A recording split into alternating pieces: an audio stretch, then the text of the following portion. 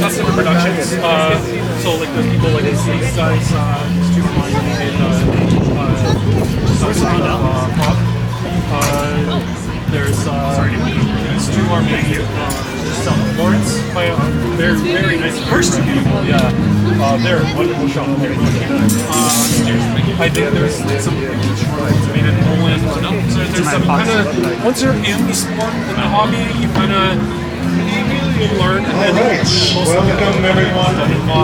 So we are the Academy of European Martial Arts, the Ottawa chapter. My name is Beau Cass, and we're here because we teach and practice Italian martial arts, which is a very been around for a very long time, 500-600 years in history, and we want to take you through 200 years or so back. So we're going to start with the earliest material that we have from like 1400, and two of my students, Beau Cass. We're going to start with the Raquel daggers. This is kind of anything that a knight would have on them when they're on the battlefield, and it's a nasty weapon. So here we go. Academic, very much not so much a fencing weapon, very much like self-defense, straight to things. So we're using this on the battlefield as a strike to attack you. It's not a cutting weapon in any sense, it's really a giant ice pick. Hard if you like, as a restaurant there. I don't know if we've updated harness yet, I'll have to confirm, but you won't play so much, so this to the neck. Yeah, there's a lot of events that are starting to happen. This is where the cat says, with that weapon in the hand, attacking with block base behind ourselves, and try to disarm, which we have right here. We have things like keys. Yeah, absolutely, yes. There's our middle key right there. Yeah, we went up further. Sometimes Saturdays, we're going to try to do a bit more regular. We're not going to do it today because we're on conference. We have lots of programs that we can do. So if you set one of those up, just kind of like, yeah, right there. Yep. So the way that kind of, there's the curriculum is generally speaking. Maybe do the clothesline version. But generally speaking is you start with footwork, structure, because really very critical, and you work into sword in one hand. We'll stop there. Cool. So let's pick up a slightly later period of dagger that was used primarily in the city state of Bologna, which is one of the most well-documented martial traditions that we have. 5 or 6 manuscripts, thousands of pages of really detailed stuff. So as you can see, this does have 2 edges. It is used for cutting. It is used for thrusting. This is used primarily in like a military tool. So you have some need for someone who's in your squadron and your battalion. This is a weapon you could have chosen to use. Probably can't right now. So thorough. It's fairly long, but we're still working in very close range. So the left hand will often come in to seize their hand. Talking with the guy with Beau Cass, we kind of discussed how you could never tell because he's so the instructor. You could never tell he had a PhD. He's such a humble guy. He's such a good. He's so on it. We start with sword in one hand, footwork, all of the structural, foundational stuff, and eventually we'll get to so let's pick up the main weapon study, which is sword. Sword dagger. We do on a sword. Hey Max, can you pass me the arming sword? Can you pass me the arming sword? Arming sword? You want mine? No, the one without the ring. This one? Yeah. Sorry. So that doesn't make any sense anymore. Oh no, the other one. The other one. The arming sword. Secondary side. That's the one. They all look so similar. They're all weapons. They all have yes. So this one is actually construction for them. Cass says there's a very, very simple. This one is actually quite long. It's way longer than it should be historically. Part of it is the pommel has this weird ring. It's a little more complex. It's a little anachronistic, to be honest. Part of it is also this was made more for tournaments when I ordered it. So yeah, we'll look at just kind of a larger glove. Basic place that we have here, and kind of go into some handy on me right now. Some fencing. This one's quite small because we usually so unlike the dagger, this is a much more civilized weapon. We can work at length. You can have this force here, and you can have a lot of ways that are 1, 2. Oh, for sure, yeah. Our group very much focuses on safety before anything else. Very much this one is pommel. But we do want to make sure that It we're should moving sit them kind around of as much just as at we the end can. of your grip or in your Stop it. palm. So there's a lot of flowing. It kind of depends. There's a little bit of it's very much not for kids. No, this one was just Cass has a preference for shorter handles. I think the standard one comes like a centimeter-ish longer, and they specifically asked it to be shorter. And It helps a lot because the way No, you we grip can't it move it. It's gonna very stay much there's a lot of changing between different positions, lethal guards. and cuts. So it allows you a lot of mobility. Use of positions that we Whereas can do if action it's extending a little more, there's attack, it's kind of hard to explain. You really feel lots of detailed instructions on how to do this. And so one of the safest things to do is track someone as they're changing positions, which is not just there. We're getting somebody out of position so they have to come back by the time it's too late. mine is So even though we are a little bit, we can still enter, so we're limited to disarm. and that's just saying that that's my personal preference. I would have really liked them to make it like a Very complicated. It's not a lightsaber, it's not going to chop your hand off like as soon as this you touch it. much, Right, like you do it correctly. here to shorten this bit. Just because you see how my finger ends a little higher than normal, I would have liked it a little more. And that's just my personal preference. It's good as it's weighted very nicely, probably best for You can also grip the sword with your second hand as well, and a little more power, get a little more leverage. Eventually, we have owners because they're not cheap and they're very niche and they take a while. Like one of these, it's like when we ordered this dagger and the sword for me, it took them about we ordered it in June and I received it in next January. Because it's all made in So one of the first things we teach out of the sword by itself is this sword and dagger. This is a very Bolognese design. It's very robust. It's very there are certain supplies that are better to have. We do have a lot of corners. We're actually about to put it in. Yeah, so it looks very similar. We have the same kinds of guards, which allow you to get cheap guards at the same time. Yeah, we have plenty. Like this isn't even The sword is like primary, we're often going to trade fight to the daggers. Allow us to attack, clinch attack. But yeah, we have legs. swords or some motor daggers, a few coats, a few helmets. Yeah. So that's good to know. I would have one of it. No, definitely not at once. Yeah. So for a while, you're probably not going to need a coat. A helmet is probably the first thing you want.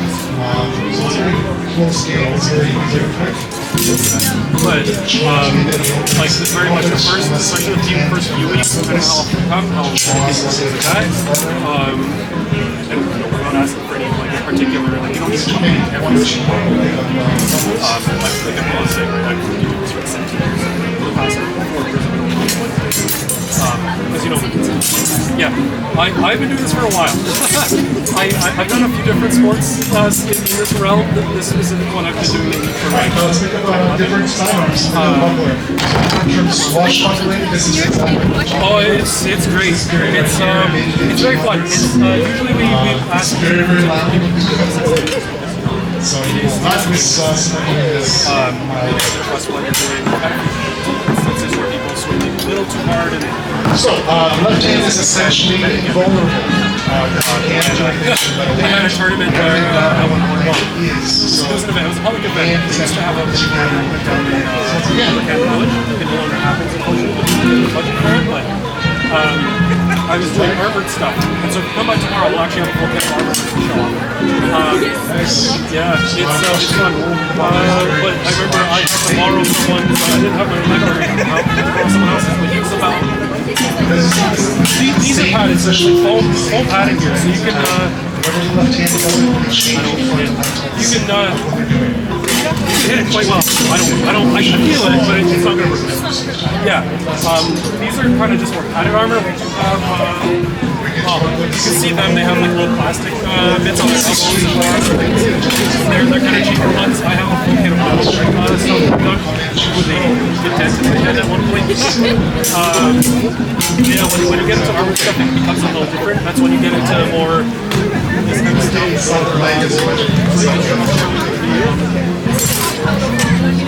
yeah, so I'll show you the long sword, which is a little more popular earlier, like the 1400s, 1410s.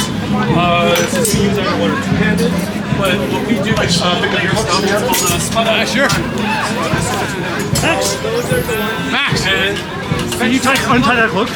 oh yeah, sorry, going to be getting out. It's like flat. Nope, tied in too well. Sorry. So depending on what's Who's right here? Oh, perfect. There you go. Sorry. Yeah, so you see the, compare the lengths.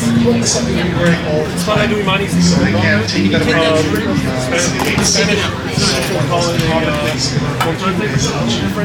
I guess some of the nerdy things with this because we're very much, we do the sports stuff, but we also focus a lot on the academic stuff, right? These are all primary sources from the original authors back from 500, 600, 700 years ago. Yeah, it's interesting because you find like this one's getting up more into like the twisty, windy, and vindy cuts. This one you find a lot of the time it becomes almost like a spear where you do a lot more thrusts with it. You pick up a little bit on over time, like, with our group, like I said, you start with very much footwork, sword in one hand, eventually go sword in one hand with the second hand like a dagger, or eventually you kind of see it in the table with the rotella, which is a bit of a larger shield. Eventually we start to get like Cass and Chain are our first two. Let me know if I'm going too fast. I am going for my brain. Our group does have a ranking system. So you start as kind of like an initiate type of student. You progress after a while you can challenge for a ranked scholar. Kind of depending on the theory of the martial systems, things like that. Eventually,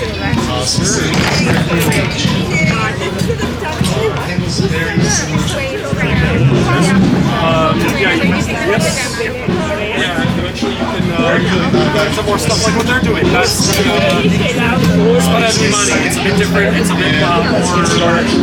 There's fewer sources on them. A little less clear, so it becomes a lot of like, okay, what can I infer from various systems and lots of systems? Because even though there's a lot like I mentioned this book, right? It very much goes like this author is an absolute gem. There's a reason they're a standard classic.